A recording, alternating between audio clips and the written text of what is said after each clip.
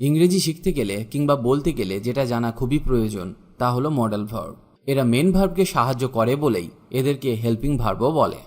কেন এদেরকে modal verb বলা হয়? These verbs are called modal verbs because they work according to the mood of the subject. Subject বা কর্তার mood অনুযায়ী এরা কাজ করে বলে এদেরকে মডাল ভার্বস বলে। এবার জেনে নেওয়া যাক মডাল ভার্বস কারা। Can, could, may, might, will, would, shall, should, must, ought to. These are called modal verbs. এদেরকে মডাল ভার্ব বলা হয়।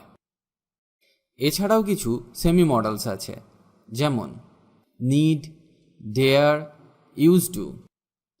এদেরকে সেমি মডালস বলে কারণ এরা যেমন মেন ভার্ব হিসাবে কাজ করে ঠিক তেমনি অক্সিলারি ভার্ব হিসাবেও কাজ করে। চলুন প্রথমে শিখে নেওয়া যাক মে মাইটের ব্যবহার। সম্ভাবনা এবং অনুমতি অর্থে মেকে ব্যবহার করা হয়। যেমন আমি কি আসতে পারি? এটা একটা অনুমতি, মানে আপনি কারোর কাছে একটা অনুমতি চাইছেন। তো এর ইংরেজি হবে may I come in. May I come in. আগামীকাল বৃষ্টি হতে পারে। এটা একটা সম্ভাবনা, বৃষ্টি হতেও পারে আবার নাও পারে।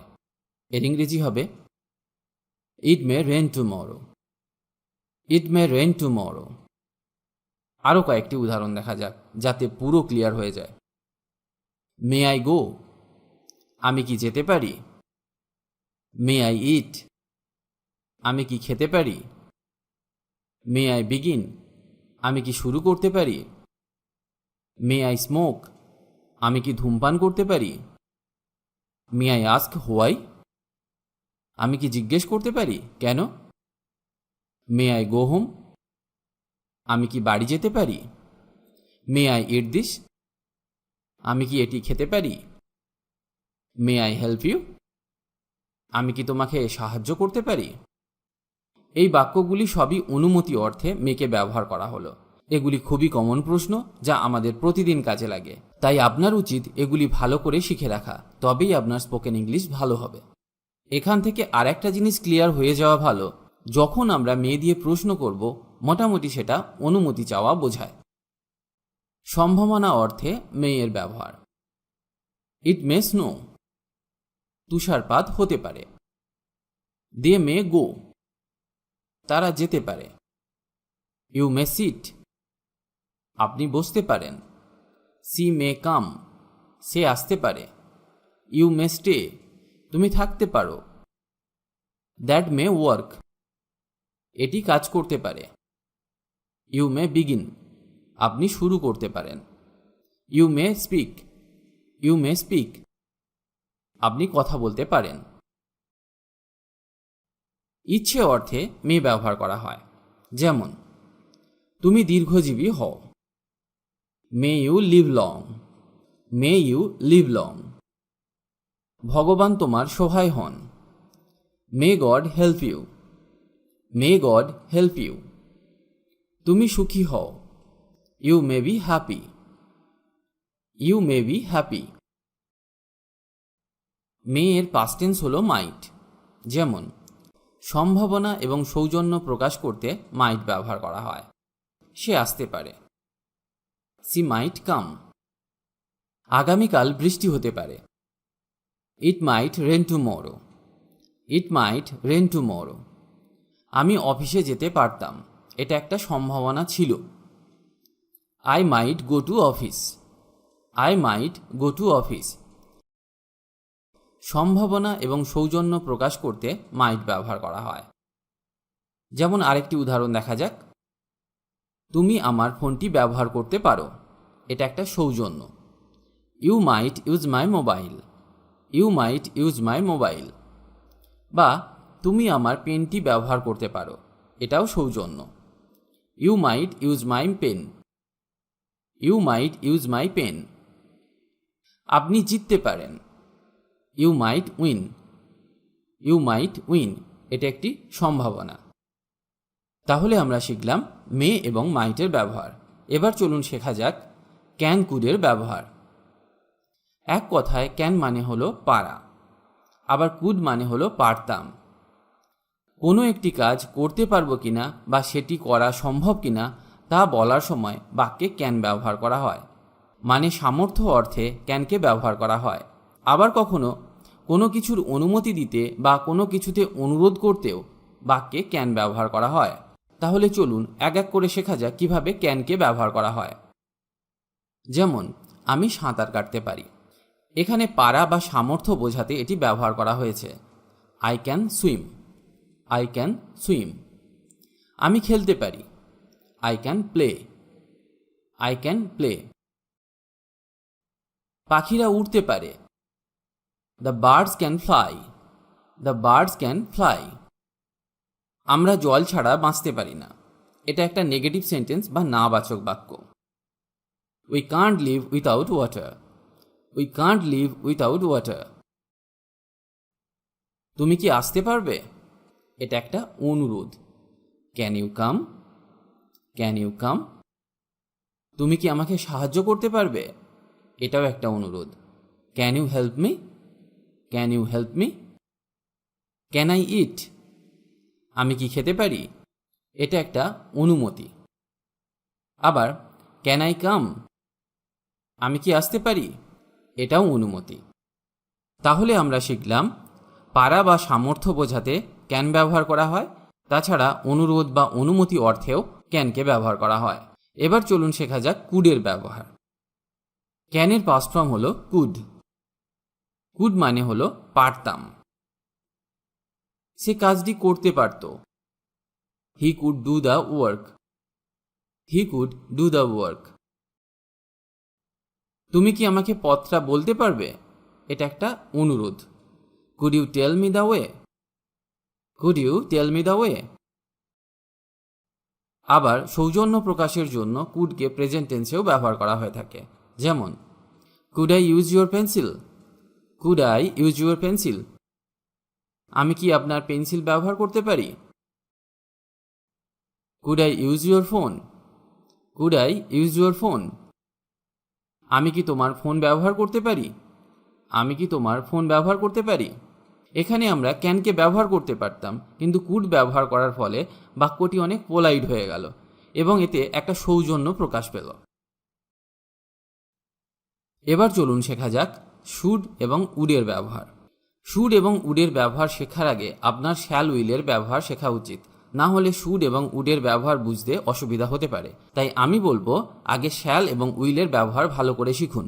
আমি কিছুদিন আগেই শেয়ার করেছি শ্যাল উইলের সঠিক ব্যবহার নিয়ে একটি ভিডিও, পারলে একবার দেখে নিন। লিংক আমি ডেসক্রিপশন বক্সে দিয়ে দিয়েছি। শ্যালের পাস্ট ফর্ম হলো শুড। সাধারণত বাক্যে উপদেশ বা উচিত বোঝাতে শুডের ব্যবহার করা হয়। যেমন, আমার কিভাবে জানা উচিত? How should I know? How should I know? তোমার কঠোর পরিশ্রম করা উচিত। You should work hard. You should work hard. তোমার এখন যাওয়া উচিত। You should leave now. You should leave now. কোনো বাক্যে উচিত বোঝালে যেমন শুড ব্যবহার করা হয়, ঠিক তেমনি শুডের পরিবর্তে আমরা অট টুও ব্যবহার করতে পারি। যেমন, you ought to thank him. You ought to thank him. এর মানে তোমার তাকে ধন্যবাদ জানানো উচিত। I think you ought to listen. I think you ought to listen. আমার মনে হয় আপনার শোনা উচিত। আশা করি আপনার কাছে অট টু এর ব্যবহার ক্লিয়ার হয়ে গেছে। এবার চলুন শেখা যাক রিকোয়েস্ট বা অনুরোধ করতে শুডের ব্যবহার। আমি কি একটা ফোন করতে পারি? Should I make a phone call please? Should I make a phone call please? আমি কি অপেক্ষা করব? Should I wait? Should I wait? এবার চলুন শেখা যাক উডের ব্যবহার। উইলের অতীতকাল বা পাস্ট ফর্ম হলো উড। সৌজন্য এবং অনিয়মিত অভ্যাস বোঝাতে উড ব্যবহার করা হয়। যেমন, আমি সাঁতার কাটতাম। এর মানে আমি এখন আর কাটি না, আগে কাটতাম। তো এটার আমরা ইংরেজি করব I would swim. I would swim. আমি সাঁতার কাটতাম। সে ধূমপান করত, মানে এখন হয়তো সে আর করে না, আগে করত। He would smoke, he would smoke. Would you please lend me some money, would you please lend me some money. আপনি আমাকে কিছু টাকা ধার দিতে পারেন। তাহলে আমরা এখানে সৌজন্য অর্থে উডকে ব্যবহার করলাম। He would read 8 hours per day, he would read 8 hours per day. তিনি প্রতিদিন 8 ঘন্টা পড়তেন। এটা একটা অনিয়মিত অভ্যাস। পোলাইট রিকোয়েস্ট বা ভদ্রচিত অনুরোধ বা নমনীয়তার খাতিরে বা প্রশ্ন করতে উড ব্যবহার করা হয়। যেমন, আপনি কি এটা কিনতে চান? আপনি কি এটা কিনতে চান? Would you like to buy this? Would you like to buy this? এটা একটা পোলাইট রিকোয়েস্ট বা ভদ্রচিত অনুরোধ। তুমি কফি খাবে না চা খাবে? Would you like coffee or tea? Would you like coffee or tea? এটাও একটা পোলাইট রিকোয়েস্ট। তুমি কি কিছু খেতে চাও? Would you like something to eat? Would you like something to eat? এবার চলুন শেখা যাক মাস্টের ব্যবহার। মাস্টকে অনেকভাবেই ব্যবহার করা হয়, যেমন বাধ্যতা, অনুমান, নিশ্চয়তা, দৃঢ় সংকল্প বোঝাতে মাস্ট ব্যবহার করা হয়। যেমন অবশ্যই করতে হবে এই রকম বোঝালে মাস্ট ব্যবহার করা হয়। তোমাকে যেতে হবে, ইউ মাস্ট গো, এটা বাধ্যতা। তোমাকে এক্ষুনি যেতে হবে, you must go at once, you must go at once, এটাও একটা বাধ্যতা। তাকে অবশ্যই একজন ভারতীয় হতে হবে, he must be an Indian, he must be an Indian. আমি অবশ্যই তাকে যে কোনো মূল্যে সহায়তা করব, I must help her at any cost, I must help her at any cost. Semi models, need, dare, use এদেরকে সেমি মডেলস বলে, কারণ এরা যেমন মেন ভার্ব হিসাবে কাজ করে, ঠিক তেমনি এরা অক্সিলারি হিসাবেও কাজ করে। কোনো কিছু প্রয়োজন অর্থে বা করতে হবে অর্থে নিড ব্যবহার করা হয়। We need a car, we need a car, আমার একটা গাড়ি প্রয়োজন। I need to check, I need to check, আমাকে চেক করতে হবে। I need to know, I need to know, আমার জানা দরকার। সাহস করা অর্থে ডেয়ার ব্যবহার করা হয়। যেমন he didn't dare to speak to her, he didn't dare to speak to her, সে তার সাথে কথা বলার সাহস পেল না। Don't you dare come back again, don't you dare come back again, তোমার কি আবার ফিরে আসার সাহস নেই? I dare death, I dare death, আমি মৃত্যুকে তুচ্ছ করি। অতীতের কোনো অভ্যাস বা অতীতে কোনো কাজ করা হতো এই রকম বোঝালে ইউজ টু ব্যবহার করা হয়। যেমন he use to go to office by car, he use to go to office by car, তিনি গাড়িতে করে অফিসে যেতেন। I use to play cricket, I use to play cricket, আমি ক্রিকেট খেলতাম। I use to live here, I use to live here, আমি এখানে থাকতাম। আশা করি আপনাদের মডেল ভার্বের সঠিক ব্যবহার সম্পর্কে বোঝাতে পেরেছি।